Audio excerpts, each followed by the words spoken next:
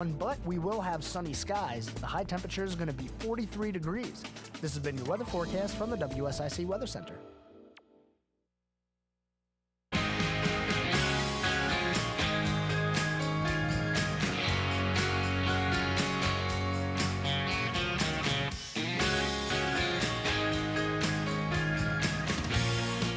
All right, everyone. Hello. Welcome on this beautiful Monday. You are listening to the Scoreboard right here on WSIC 105.9, 100.7 FM. As always, we're streaming the video live to Facebook, YouTube, Twitter, LinkedIn. I guess you call it X now. Should I stop calling it Twitter? Do I have to get on calling it X? I don't like that. Do you send an X or do you send a tweet? Anyway, we're getting way off topic. It's 20 seconds in and we're off the rails. 704-873-1400. That's the phone number if you have something you'd like to talk about today. There is a lot going on in the world of sports. We have some massive news for the Carolina Hurricanes. And gosh, I wonder if it has anything to do with the horrifying goaltending situation that we see going on. Yeah, actually, it has everything to do with that. So stay tuned. We have some updates as far as who the goaltender of the Carolina Hurricanes is actually going to be moving forward. Because we all know Anderson is out. We don't know how long he's out. He's suffering or he's dealing with blood clotting. So we wish him well, obviously. But in the meantime, the team keeps playing games and they keep struggling with their netminers. So we will talk about the move that they made during the weekend. Also, NFL action during the weekend. We had a Carolina Panther victory. Huh? It feels weird saying it, but yeah, on December 18th, we have the second win of the year for the Carolina Hurricanes. Congratulations. I'll tell you what it means. We'll talk about that later on in the show, but we also got other games around the NFL, some important things going on, playoffs, teams clinching, teams being eliminated. We will get to all of that and some NBA and maybe even talk a little bit of NASCAR as we wrap up the day, see how much time we have. As we don't really have any news, but there's some things going on I think you should know about. So let's get right to it, as we always do to start the show, with your local sports scene. That means, yes, the high schools. We're talking high school basketball, where we are highlighting the Iredell Statesville school basketball teams, as well as Mooresville High School, just because they're kind of right there, you know? So let's start with Mooresville. Why don't we? They actually played a game over the weekend. They played Concord on Saturday. They got another win. That makes 4 in a row for Mooresville and the Blue Devils. They are now 6-2 on the year. They take on South Mecklenburg tomorrow. That's a home game at 7:30. Moving right along to Lake Norman basketball. While they didn't play a game over the weekend, they did play Statesville on Friday, and let me tell you, that one did not go well for Statesville High School. Lake Norman stomped them into the ground pretty much. Unfortunately, wasn't a close game, 97-52, 97-56. They almost doubled up the score there. Not a great showing, and it's unfortunate for Statesville High School because I talked about it earlier in the year. They had 3 games in over a month played. So they had a really slow start to the year. The team wasn't able to gel on the field. They had to do it they couldn't do it during practice. They had to do it during games. And they still don't have the unit gelled and ready to go. So hopefully as they start to pick up more games in their season and actually get into some kind of a rhythm. We all know the rhythm's going to be broken as we get into the Christmas time with different things going on. But come New Year's, maybe they'll have enough time. They'll have about a month and a half to right the ship and start getting some wins and maybe sneak back in to the playoff hunt. Statesville High School 1-4 to start the year. Lake Norman, though, 97-56 win. They move right along to 9-0, easily the best team in the immediate area. Their next game is on the 21st. They take on Carmel Christian at 4:30. That game is actually going to be a tournament game also, so be on the lookout for that. As we also talk about some of the schools closer up here into the Statesville area, we're going to start with North Iredell, a little farther north than us. 2-5 on the year so far. They didn't have a game over the weekend. Their last game was early last week, so they do have one coming up on Wednesday against Ford at 7:30. Another team that's looking to get things going in the right direction. And that's kind of a common theme here for the schools up near the Statesville area is slow start to the year. And the directional Iredell schools, they have not had the best start. 4 wins combined between Northwest and South Iredell to start the year. Way more than 20 games played to start the year too. So not the ideal start to the season for these teams. North Iredell, like I said, 2-5 on the year, taking on Ford on Wednesday. West Iredell, man, not much better. 1-5 to start the year. Their last game was against Bunker Hill. We talked about that one earlier last week. They needed to right the ship there. They had a good chance against a team that started 0-4 on the year. Unfortunately, they kept it close, but unfortunately they fell 63-55. Their next game also coming up on Wednesday. That is a conference game. Conference games begin now for all of these schools as we head to the, I guess, second and third. I don't even know how far into the season this is considered. This is like a third of the way through the year, and already we got conference games to end the season, even though it's not the end of the season. So coming up next, St. Stephen's on Wednesday at 7:30 for the West Iredell Warriors as they look to get their second win of the year and maybe get a couple of wins in before we head into the Christmas and New Year's time. Finally, South Iredell, who has had the worst start, unfortunately, out of all of these schools in the area. Their game on Friday is one that they would definitely like to forget. Look, there's no way to sugarcoat it. It was ugly. It wasn't good looking. Final score at Alexander Central, 66-27. Whew. It's a tough one, and it's not a good start to the year. They started 1-3, and now they're on a 6-game losing streak. They got to figure out a way to right the things somehow. Maybe they need a little bit of a break. You know, it's not good to have that break early in the year, but if you're struggling and you continue to struggle, that's a good time to say, you know what? We need a break in our schedule so we can regroup here and figure out what's going on. Unfortunately, they're not going to get that break as tournament play starts on the 28th. So that's just about a week, just a little over a week from today, 10 days to be exact, before they start against Wilkes Central in the tournament there. So we'll see what happens. Looking to right the ship on things, and a lot of teams need to do that.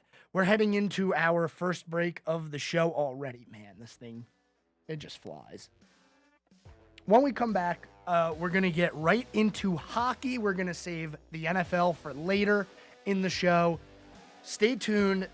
Don't go anywhere. You're listening to The Scoreboard right here on WSIC. We're back after this.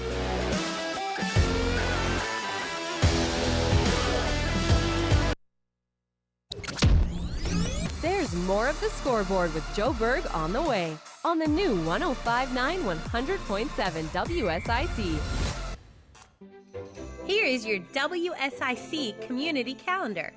From December 24th through January 1st, WSIC will be playing Christmas music all day. And we can't forget about the last few Panthers games of the season. See you in 2024. Merry Christmas, Happy Holidays, and cheers to the new year from all of us at WSIC. Celebrate Kane Center for the Arts' first anniversary gala, along with Broadway star Mandy Gonzalez. Dinner and a show, January 6th at Kane Center for the Arts. You may remember Mandy Gonzalez from her roles in Hamilton and Wicked. This is a black tie optional celebration. All-inclusive tickets include dinner and the show. Happy anniversary, Kane Center. Visit canearts.org. That's CAIN arts.org. Want to see more than 5 million Christmas lights at one time? Speedway Christmas is back. Happening daily, the amazing Speedway Christmas at Charlotte Motor Speedway is happening now through January 7th. The show is open 6 to 10 p.m., rain or shine. The infield Christmas Village is open Thursday through Sunday nights. Speedway Christmas at Charlotte Motor Speedway, now through January 7th. For tickets, visit charlottemotorspeedway.com. Santa is here. Schedule your time to take pictures between now and Christmas Eve in Birkdale. Appointments include Time with Santa and 8 digital images from the professional photographer. For more info and to schedule your time with Santa, visit birkdalevillage.com. Have an event you would like to tell people about? Yard sales, estate sales, and everything in between? Visit WSICnews.com and click on events to submit your event today. And now for a look at your weather forecast from the WSIC Weather Center. Mostly clear skies throughout your evening and into the overnight hours. 10 to 17 mile per hour sustained winds with gusts getting as high as 30 and a low temperature around 25. Tomorrow's going to be another cold one, but we will have sunny skies. The high temperature is going to be 43 degrees. This has been your weather forecast from the WSIC Weather Center. New year, new hosts. Starting January 2nd, WSIC will sound a little bit different. Starting with Good Morning LKN, Justin and Bill welcome Mamie Lee, the Mean Queen. Then Home Ad continues to keep the community first as Brian Summers takes over for Pat Shannon. And finally introducing the News Drive at 5, WSIC's All News Hour, hosted by Patrick Reynolds. A new year and a new sound from WSIC. Local starts here. Wishing you a happy Hanukkah, a Merry Christmas, and a Happy New Year. WSIC. The Scoreboard with Joe Berg continues now on the new 105.9 100.7 WSIC.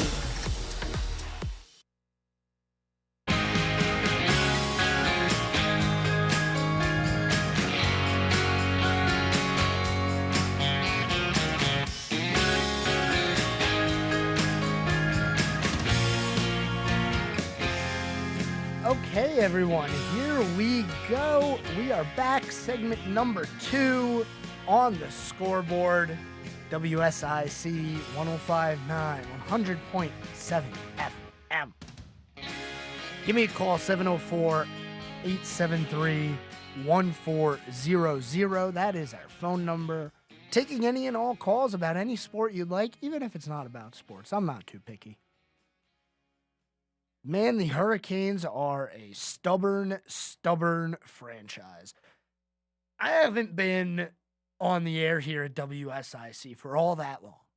But since the Hurricanes became a good team, what was that about? I'd say about 5 years ago, 6 years ago, they started to turn the corner. I have been screaming in the background, go get a goalie, go get a real goaltender. Don't go with, Antti-Ranta.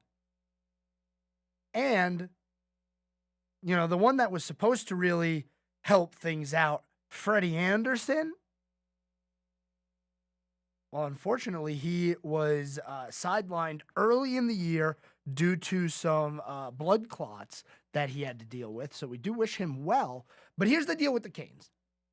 They're doing okay. It's not like I'm standing here screaming at the top of my lungs, you guys need to start winning some games because, well, they kind of are. When you look at the standings, they only sit 4th in the Metro. And I know I talk about it being the hardest division in hockey. And you know what? They're still pretty grouped together there. 2nd through 6th, separated by 4 points in the standings. Hurricanes sit with 35 points. They have lost back-to-back games in overtime. Back-to-back. Their last 10 games, they're 3-4-3. It's a pretty bad record. It is. And you know what? They're not going anywhere unless they do something. So they decided over the weekend, it's time. So what happens? The Hurricanes announce that Antti Raanta has been sent on waivers, meaning every single team had a chance to claim Antti Raanta off of waivers and say, you know what, we want him on our team. Nobody did. So Raanta clears waivers, and now he's been reassigned to the Chicago Wolves, the AHL affiliate with the Hurricanes. And you're probably wondering, okay, I know if you know the Hurricanes, I know we had Peter Kochetkov as our goaltender, and he's been doing okay. Who's our backup now? Well, there is I don't know if it's a viable option, but we do know who has been recalled, and that is a young player by the name of Yaniv Peretz. Most notably, he won the 2023 NCAA Division I National Championship with Quinnipiac. He was the starting goaltender there. So he's got some experience under his belt. He has been recalled from Norfolk from the ECHL, and he will be now backup goaltender to Peter Kochetkov. And it's not like Kachechov's been playing bad. Now, you know what? He is still a young player, but he had a great game. And for the third consecutive time that Kochetkov has been in net, he allowed only one goal. Third straight time, third straight appearance, he's allowed just one goal. So maybe he's starting to turn a leaf. It's possible. And I mean, Kochetkov is not an old player. He's a player that still has time to grow and mature into a everyday starting number one goaltender. At 24 years old, that is when you would expect like a skater to be in their prime. 24, 26, somewhere in that range.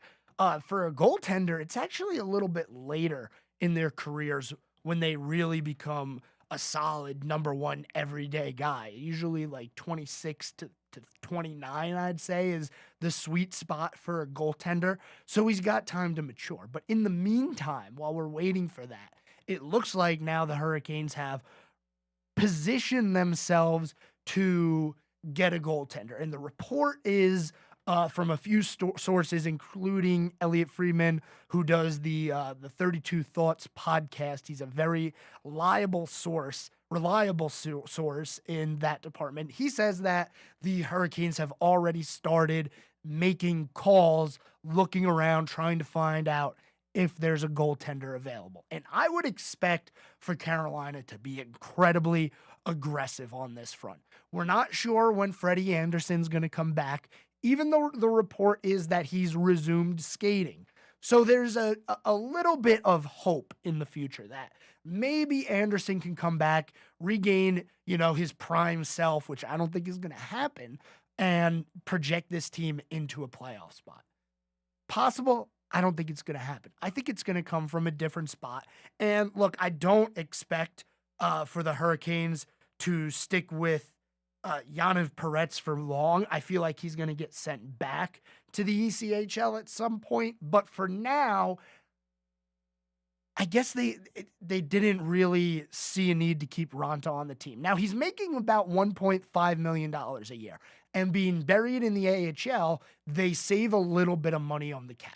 And the NHL's weird. Their salary cap is a little bit weirder than the NFL's in the sense that when you start the season, you accrue extra cap space. I don't really know the formula for that, but by the time you get to the trade deadline, you have much more of a salary cap to work with rather than just having the same number the entire year, kind of like what the NFL has, where you know how much players are making, you know at the trade deadline how much you're able to bring in on the season, otherwise you'll be over cap. NHL a little different. It's weird like that. So the $1.5 million that they bury is good. It saves them money now, and it saves them money in the future. Now, I don't know if this is exactly what they're trying to do.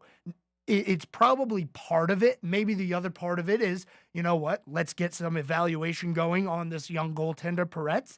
Who knows? Maybe we have somebody who can actually be a goaltender for in the future for us. But right now, I think the Hurricanes need to focus on the current, go out there at the trade deadline, which we still have a couple of months until the deadline. Deadline's not until early March, okay? So there's still time to evaluate the talent, and the jockeying in the standings is going to continue. Can they hang on and cling to that wild card / third place in the Metro until the trade deadline? I think they can, but they do have to be aggressive at this point and make a move. The goaltending is not solved. We don't know what the future of our goaltenders hold in Carolina. We need to make a move. Sitting around hoping that something's going to fall in our laps like we have the last 2 seasons isn't going to work anymore. And we had Nedeljkovic at one point. I thought he was going to be a good goaltender. Turns out he got sent to Detroit. Didn't work out there. Now he's just kind of jumping around the league trying to find a home. So, good job on the evaluation there, getting rid of him early, getting some assets back for him, whatever.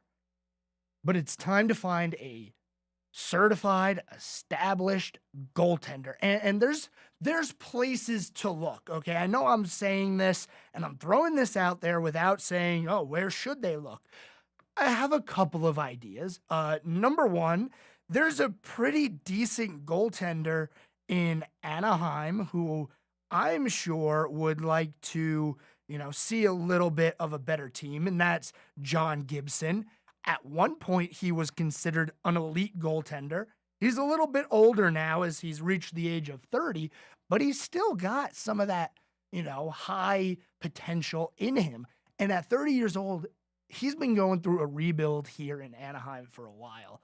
I wouldn't be surprised if he gets antsy and requests a trade come trade deadline day. But that's one place to start. And I'm just throwing teams out there. Look, there's going to be goalies on the block. There's going to be skaters on the block. But it is still early in the NHL season. Even a team like the Minnesota Wild, who made the playoffs last year, they've had a terrible start to their season. And their goaltending isn't that bad. They have people who might want to be on the move. They have a aging, but still very good. And if you saw him in the shootout against the Blackhawks the other day, he was incredible. Marc-Andre Fleury, he's somebody who I could definitely see on the move at some point here towards the deadline. Maybe even their day-to-day guy, Philip Gustafsson. They're back in the standings. So there's going to be places to look come deadline day. But right now, they are maneuvering and positioning themselves to get that goaltender who I think is going to push them over the edge. I don't know who it is yet, but if they make the right move and get the right goaltender, things can change like that. And it's not crazy to think that if they get the right goaltender at the right time and the team's defense they got one of the best defensive teams in the NHL. A good defense plus a good goaltender and a healthy forward core, that could put the Hurricanes over the top to, winning in the conference finals. We haven't won a conference finals game in a while. It's because the team can't do it. They get that far, they're tired, and the goaltenders can't bail them out anymore. So we'll see what happens as we progress through the rest of the regular season. They need to hold on and stay as high in the standings as possible. We're back. We're going to talk NFL after the break. Stay tuned. Don't go anywhere. We're back after this. Keep it right here. There's more of the Scoreboard with Joe Berg on the way from the new 105.9 100.7 WSIC.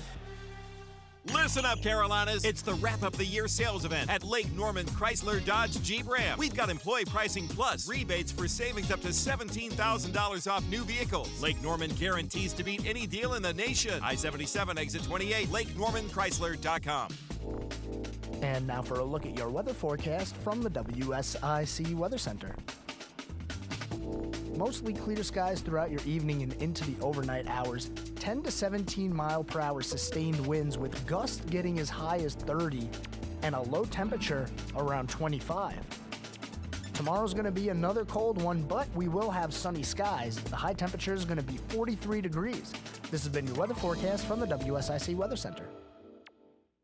Looking for a great way to say thank you to your employees, connect with your customers, or send a holiday gift? Black Powder Coffee can customize a coffee and tea basket or box for you. And don't miss out on Black Powder Coffee's Holiday Blend. A smooth flavor profile with a bright beginning, buttery caramel, and baked chocolate finish. Black Powder Coffee, 261 Rolling Hill Road, or online at blackpowdercoffee.com. Fall is here, and Lil Shavers has the supplies you need. Wheat straw, pine needle, grass seed, pelletized line, landscape edging, and railroad cross ties. Got a deck that needs staining? Lil Shavers has PPG paints and stains at prices you can afford. Fall is a great time to replace your furnace filters at Lil Shavers. Get the products you need at reasonable prices from Lil Shavers, 3301 Salisbury Road in Statesville. Morning Star Baptist Church loves its family, its community, and its country, but most importantly, loves Jesus Christ. Hear their ministry Sunday mornings at 9:30 on WSIC. Attention! This is a public notice from the Social Security Disability Helpline. If you're one of the millions of Americans who are disabled and unable to work, you may be eligible for disability benefits from Social Security. Receiving benefits is your right. If you suffer from physical or mental disability, whether you're applying for the first time or you've already been denied, we can help. We'll evaluate your situation and deal with Social Security on your behalf. Best of all, there's no fee until you receive your benefits. Remember, we only get paid if you win your case. There are many reasons and conditions that may make you eligible for disability benefits. Many of them you may not be aware of. So if you're disabled and unable to work, call now to get started with your free, no-obligation consultation. 800-556-2974. 800-556-2974. A special victory. I'm Anish Shroff with this Panthers update. It's bow time. 'Tis the season for food and family, but thanks to Bojangles, you don't have to spend hours in the kitchen when loved ones come home for the holidays. Set down the spatula and put away the mixing bowls, because this holiday season, Bojangles is ready to help you celebrate with all your family favorites like Chicken Supreme, Cajun Filet Biscuits, or a big bow box of hand-breaded chicken, scratch-made biscuits, and fixins for the whole family. We'll make the food so you can focus on making memories. Head to Bojangles and gift yourself a taste of home. It's bow time. Sunday, Panthers interim head coach Chris Tabor got his first win as an NFL head coach. Tabor had been the special teams coordinator, and it was special teams that delivered. The punt game flipped field position. Carolina kicked 3 field goals, including the game winner, and on the winning play, it came down to Tabor's 3 amigos: long snapper J.J. Jansen, punter Johnny Hecker, and kicker Eddie Pinheiro. Talking about 3 veteran guys that work together really well. Got nothing but the utmost confidence in those players for our offense to get it down there that close, and we elected not to punch it in so that they could not get the ball back. I thought that was just good team football because we're saying to everybody, you guys get us down there because we have confidence in you, and then when we get there, we know that you guys will execute the snap, hold, kick, and then off we go. Linebacker Kamu Grugier-Hill, who kicked off twice in the game, was thrilled to get Tabor his first win. He emphasizes everything about special teams, right? So, he's probably on cloud 9 right now, and I'm happy for him just to get his first win as the head coach, and just for all of us, it's been a long, long season. And to go out there and do what we did is definitely a relief and exciting. I'm Anish Shroff with this Panthers update, brought to you by Morris Jenkins. Talk sports with Joe Berg. Call 844-STUDIO-4. It's The Scoreboard on the new 105.9, 100.7 WSIC.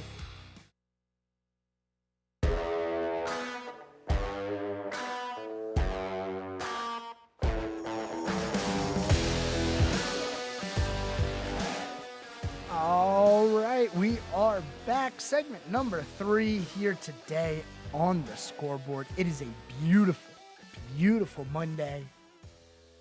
704-873-1400 if you have something you'd like to talk about, comment, question, concerns, something I could do better. Let me know. I don't care. Call me up. All right. Let's get to the National Football League. It was some weekend in the NFL.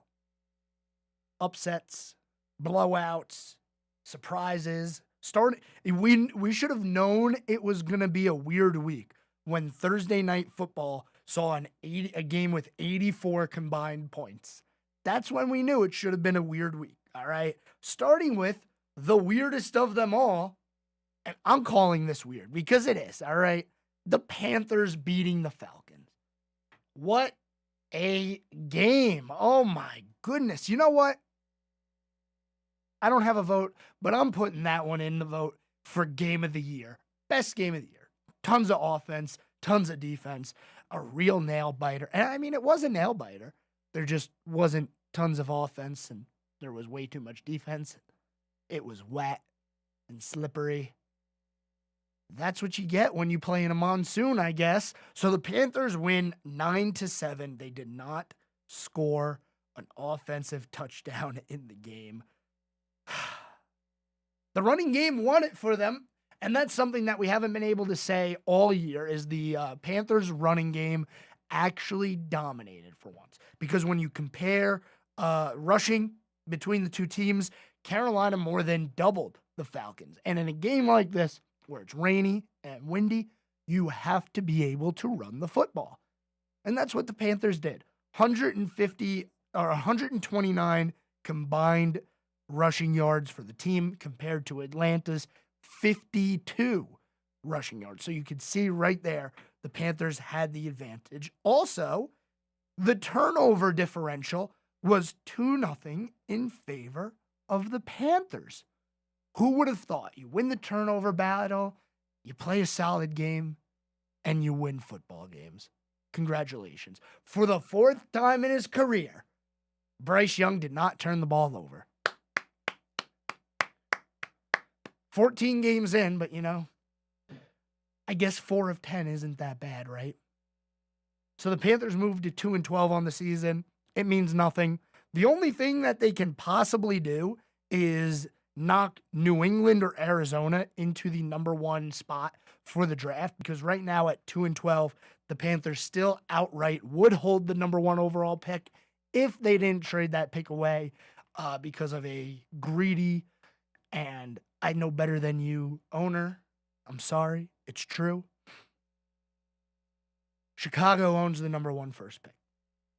And on top of that, Chicago also holds the 5th pick.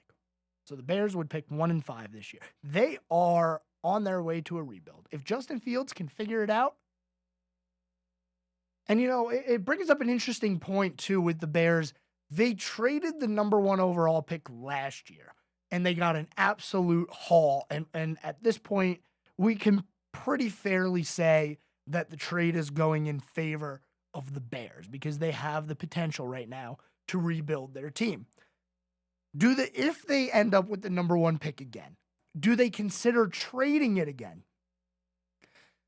There's still going to be the question of, are they going to move on from Fields, or are they going to draft a quarterback and start fresh? I don't know if the team's ready to start fresh again. I think they have a pretty solid team. And you know what? There's going to be a couple of different schools of thought here with the Bears. Maybe they do trade the number 1 pick. But there's a wide receiver that's going to be going really high in the draft if he declares, Marvin Harrison Jr. Possibly somebody who can change your offense in an instant. He's elite already as a college athlete. Do the Bears even consider holding on to the number 1 overall pick and drafting a wide receiver at number 1? Give Fields a weapon. It would give the defense something to worry about. And I know DJ Moore is their number 1 wide receiver right now, but he's not someone to worry about. He is just the number 1 wide receiver on a team that needs a number 1 wide receiver. I mean, he's an above average player. I would compare him to like a Gabe Davis type, a solid number 2 wide receiver, but he has to be the number 1.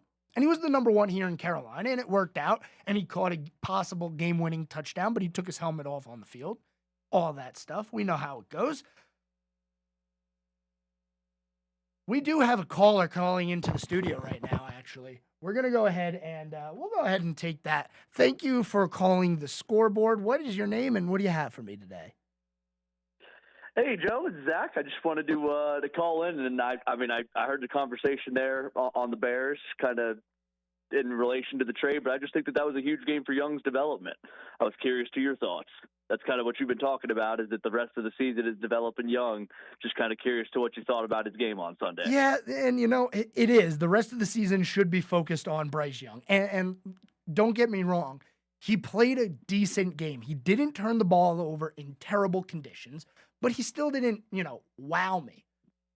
In a rain game like that, I don't even know if I can take away, okay, you developed a little, because how often are you going to play a game in conditions where it's 20-mile-per-hour winds and nobody can hold on to a football?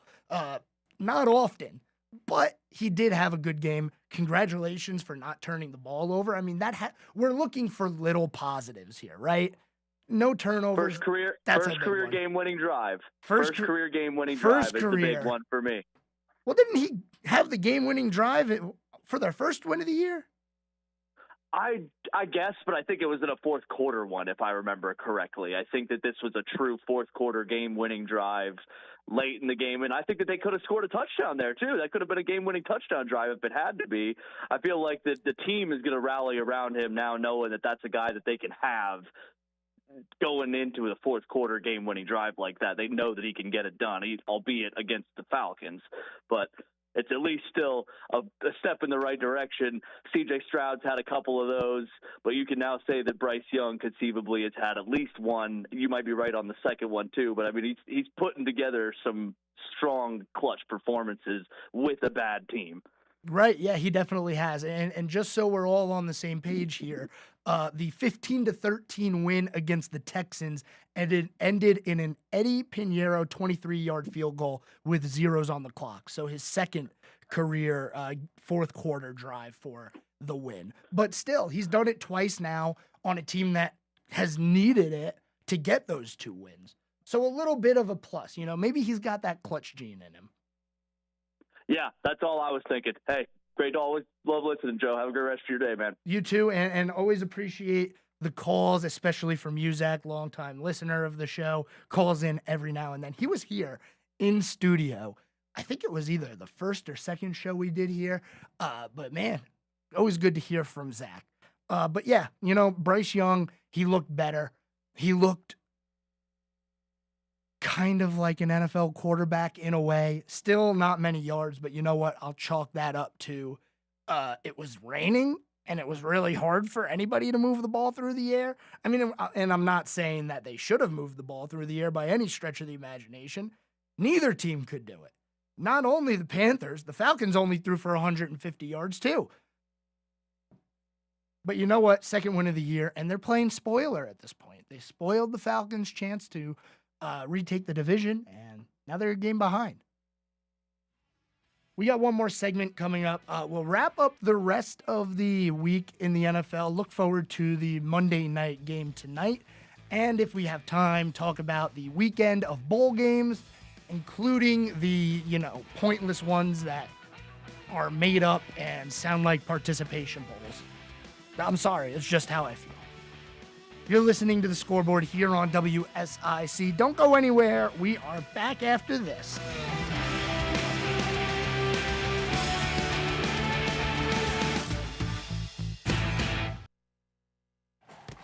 More of The Scoreboard with Joe Berg is coming up on the new 105.9 100.7 WSIC. Here is your WSIC community calendar. From December 24th through January 1st, WSIC will be playing Christmas music all day. And we can't forget about the last few Panthers games of the season. See you in 2024. Merry Christmas, Happy Holidays, and cheers to the new year from all of us at WSIC. Celebrate Kane Center for the Arts' first anniversary gala, along with Broadway star Mandy Gonzalez. Dinner and a show, January 6th at Kane Center for the Arts. You may remember Mandy Gonzalez from her roles in Hamilton and Wicked. This is a black tie optional celebration. All-inclusive tickets include dinner and the show. Happy anniversary, Kane Center. Visit kanearts.org. That's CAIN arts.org. Want to see more than 5 million Christmas lights at one time? Speedway Christmas is back. Happening daily, the amazing Speedway Christmas at Charlotte Motor Speedway is happening now through January 7th. The show is open 6 to 10 p.m., rain or shine. The Infield Christmas Village is open Thursday through Sunday nights. Speedway Christmas at Charlotte Motor Speedway, now through January 7th. For tickets, visit charlottemotorspeedway.com. Santa is here! Schedule your time to take pictures between now and Christmas Eve in Birkdale. Appointments include Time with Santa and 8 digital images from the professional photographer. For more info and to schedule your time with Santa, visit birkdalevillage.com. Have an event you would like to tell people about? Yard sales, estate sales, and everything in between? Visit WSICnews.com and click on events to submit your event today. And now for a look at your weather forecast from the WSIC Weather Center. Mostly clear skies throughout your evening and into the overnight hours. 10 to 17 mile per hour sustained winds with gusts getting as high as 30 and a low temperature around 25. Tomorrow's going to be another cold one, but we will have sunny skies. The high temperature is going to be 43 degrees. This has been your weather forecast from the WSIC Weather Center. Quality Car Care is your local Toyota specialist and a licensed NC inspection station. Plus, find a huge selection of quality pre-owned cars at QualityCarCareStatesville.com or call 704-871-2535. Hi folks, Pat Shannon inviting you to join me for the Home Ad Show. We help you sell things, buy things, celebrate birthdays, anniversaries, and have a lot of fun in the process. Weekday mornings from 9 to 11 here on News Talk WSIC. Your home for the holidays. WSIC. Now, more of the Scoreboard with Joe Berg on the new 105.9 100.7 WSIC.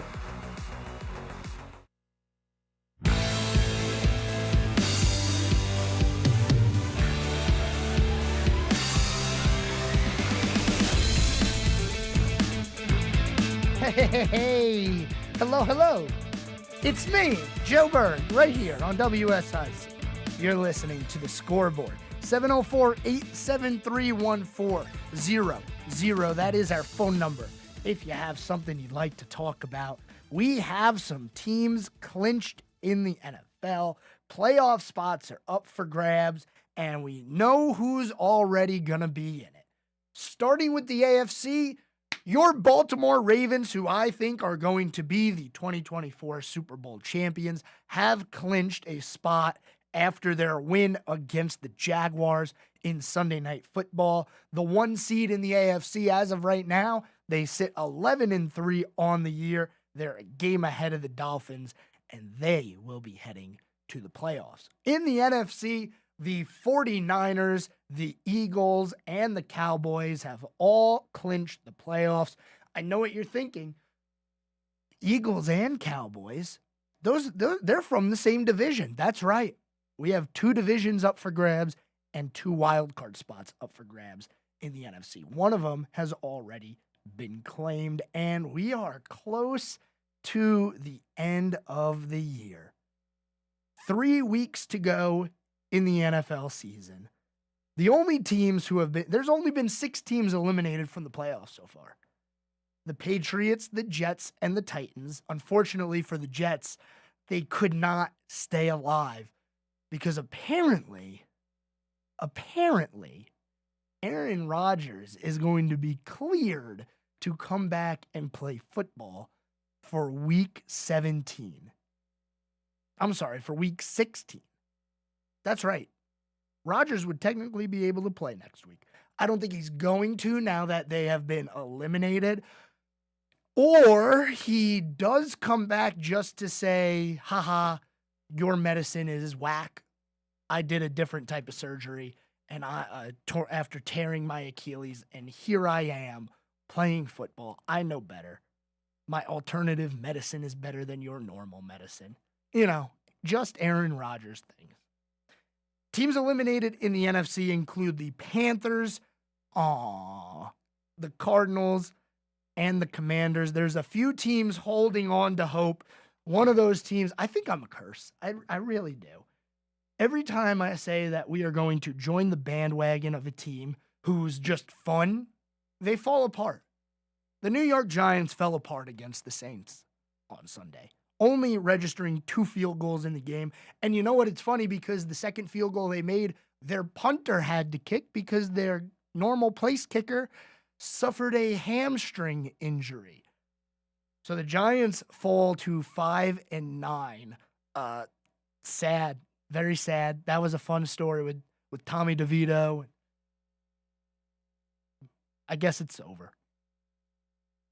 The Giants have to play the Eagles twice. So there's no way. Right now, those final 2 wildcard spots in the NFC are held by the Vikings and the Rams. Also behind them are the Saints, who are sitting at 7-7 as well. So your Vikings and Rams and Saints are the 3 teams tied for 2 spots at 7-7.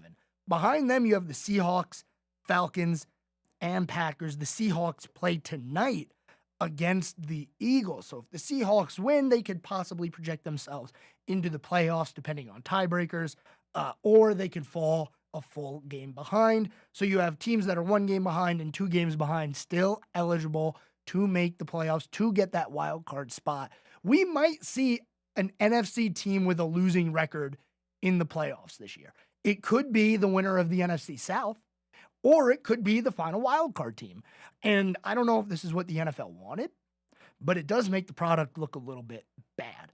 Let's think about the NBA real quick. A few years ago, maybe like 5 years ago, 6, 7, maybe even as far back as 10 years ago, I started to notice that, man, the last couple of teams that make the playoffs in the NBA still have losing records.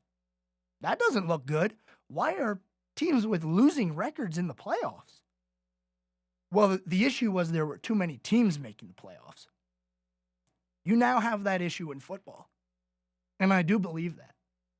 I think we added a 7th playoff team, a 3rd wild card team, and it kind of threw everything a little bit wonky because you used to see teams hovering at 9-7 get into the playoffs.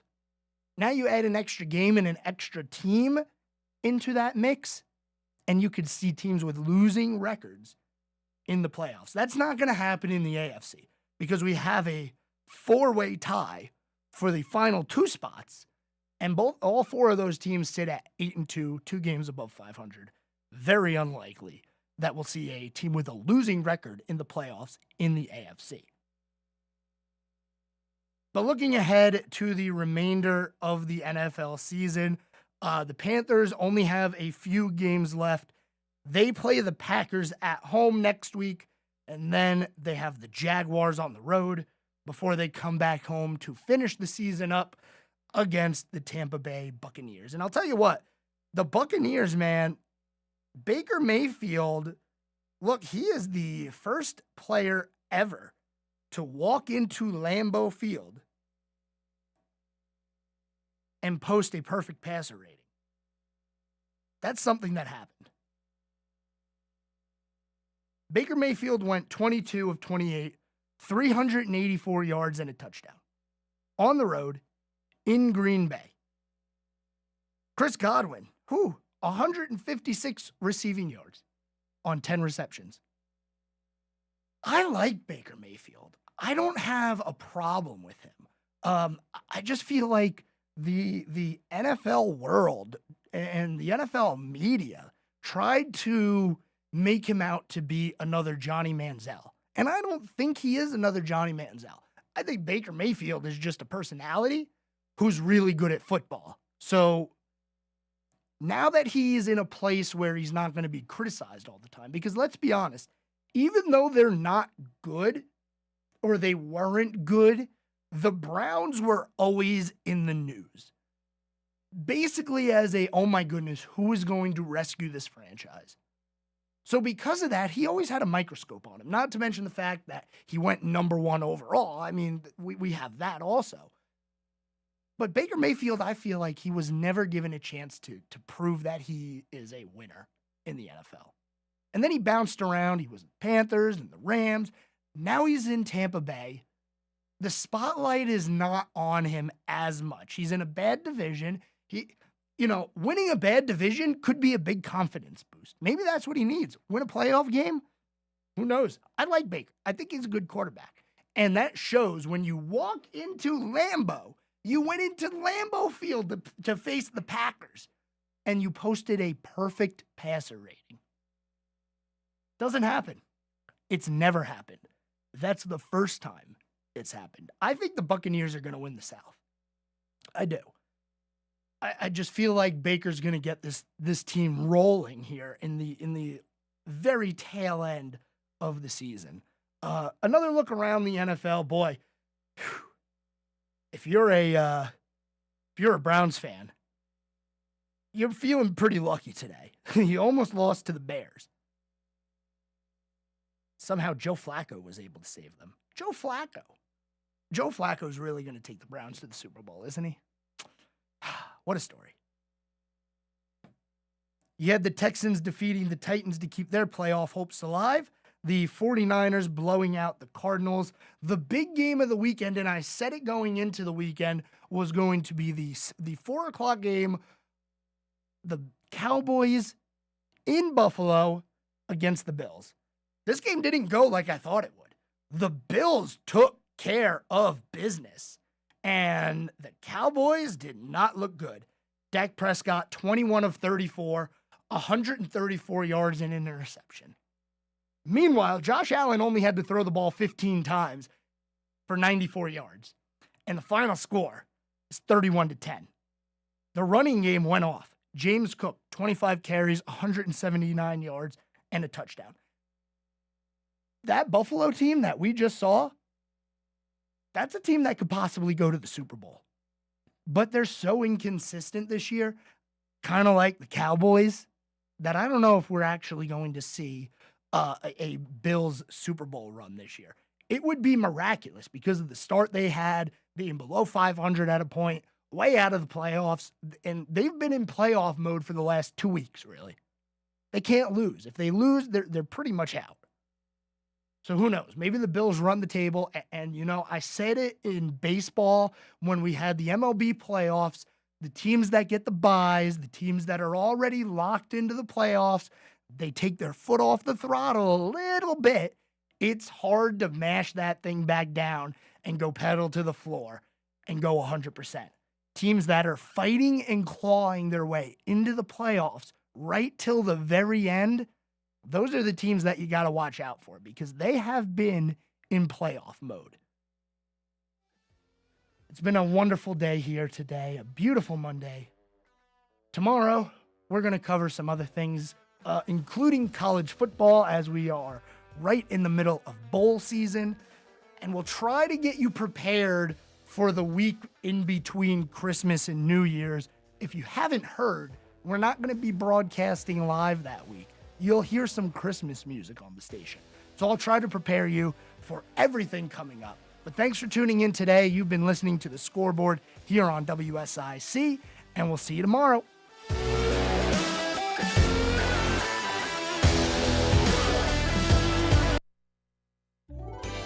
Happy holidays from 105.9, 100.7 WSIC.